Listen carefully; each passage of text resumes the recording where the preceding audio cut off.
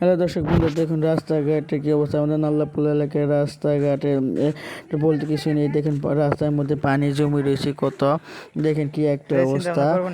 পানি ছাড়া কিছু নেই। দেখেন রাস্তাতে কোনো গাড়ি ঘোড়া চলতে পারে না। এই অবস্থার মধ্যে কীভাবে গাড়ি ঘোড়া চলবে সেটাই দেখেন। পানি রাস্তার মধ্যে, রাস্তার কাজ করার নাম করে ফাঁকি দিয়ে চলে গেছে। তারা এখন রাস্তার কাজ করতেছে না। দেখেন মানুষজনের দুর্ভোগ, শুধু দুর্ভোগ হচ্ছে। দেখেন রাস্তায় কি একটা অবস্থা, এখান থেকে কোনো কিছু করা যাচ্ছে না। দেখেন রাস্তার মধ্যে পানি জমে রয়েছে। বৃষ্টি হলে এই অবস্থা হয়ে যায়, অল্প বৃষ্টিতেই পানি জমে যায়।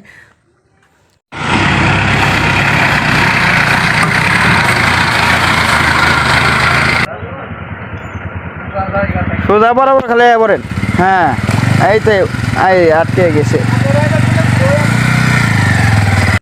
দেখেন জায়গায় জায়গায় রাস্তাটা কি অবস্থায়, দেখেন কাদা হয়ে রয়েছে পানি জমে।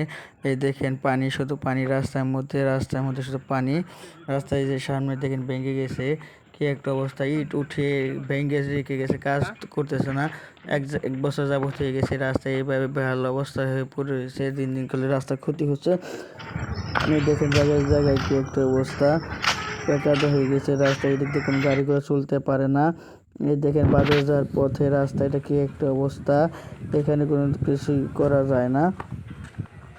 এই দেখেন কোনো গাড়ি ঘোড়া চলতে পারতেছে না। দেখেন কি একটা অবস্থা হয়ে গেছে, খুব খারাপ অবস্থা। এই দেখেন কাদা আর কাদা, কোনো গাড়ি ঘোড়া চলতে পারতেছে না এই রাস্তাতে। সরকার দৃষ্টি আকর্ষণ দ্রুত কাজটা করে দেয়।